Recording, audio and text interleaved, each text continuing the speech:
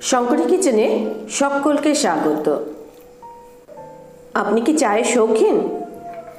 তাহলে তো আপনাকে একবার এইরকম মশলা দেওয়া চা ট্রাই করতেই হবে। বিস্কিট বা স্ন্যাক্সের সাথে সার্ভ করুন। আমি চাটা এরকম একটা পাত্রে করছি। আমি এই কাপটার মাপ অনুযায়ী চাটা করব। এটা বেশ বড় কাপ।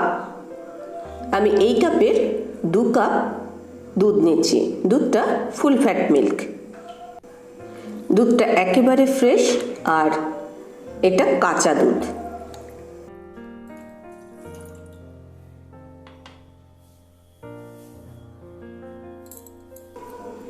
সমপরিমাণ জল নিচ্ছি।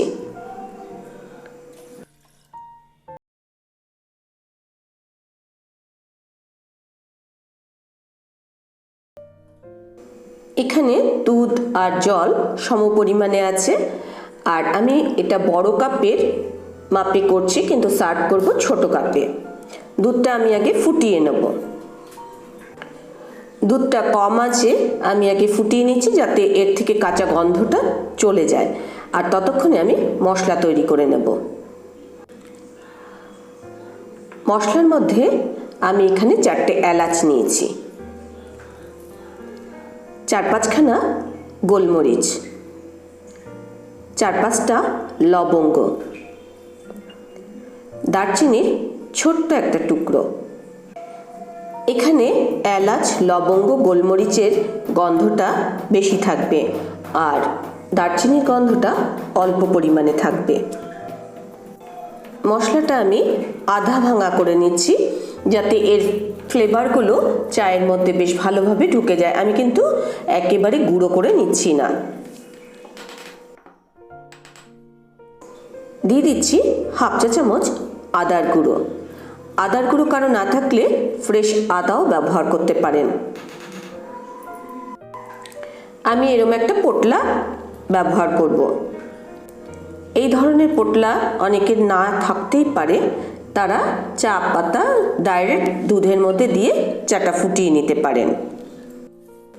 আমি এখানে যে চাটা ব্যবহার করছি সেটা হচ্ছে আসাম সিটিসি 15% লং লিভস চা।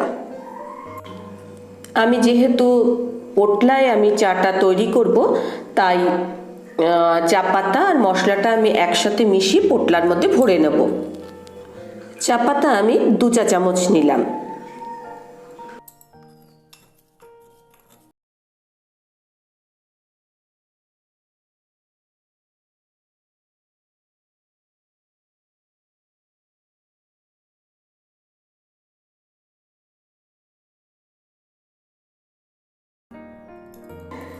চাটা যখন তৈরি করবেন, সঙ্গে সঙ্গেই মশলাটা তৈরি করে তারপরে চাটা করলে চায়ের যে গন্ধটা সেটা খুব ভালো হবে। যেহেতু আমি এটা মশলা চা করছি, তাই মশলার গন্ধটাও চায়ের মধ্যে খুব ভালোভাবে ঢুকে যাবে। আমি পোটলাটা এইভাবে বন্ধ করে নিয়ে এবার দুধের মধ্যে এই পোটলাটা দেব। দুধটা ফুটে উঠেছে।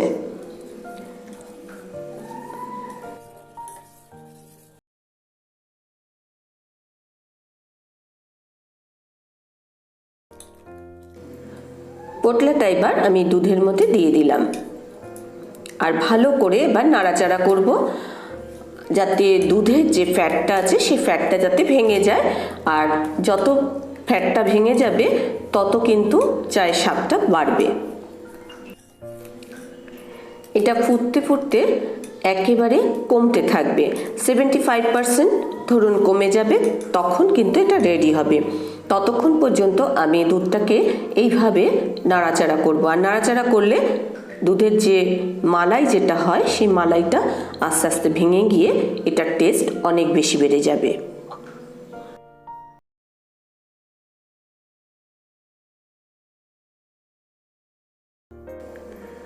দেখুন ফুটতে ফুটতে কালারটা কীরকম চেঞ্জ হতে শুরু করেছে। দুধের কালার থেকে এবার চায়ের কালারে আসছে।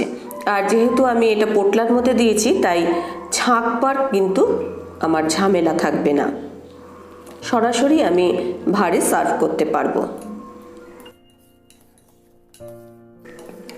আমি এখনো কিন্তু চিনি ব্যবহার করিনি। এবার চিনি যদি অনেকেই আগে ব্যবহার করেন, আমি এখানে চিনিটা ক্যারামেল হতে দেব না, আমি একেবারে শেষের দিকে চিনিটা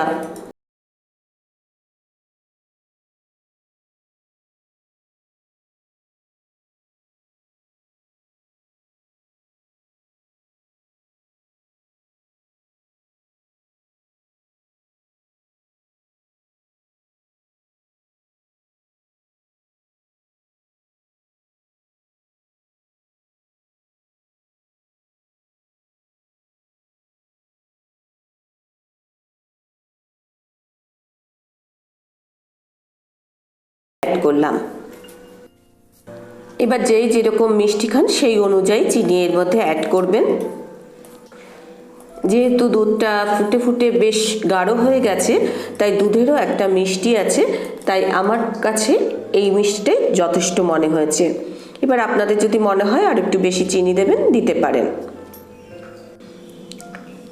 আরও 2-4 মিনিট আমি ফুটিয়ে নেব।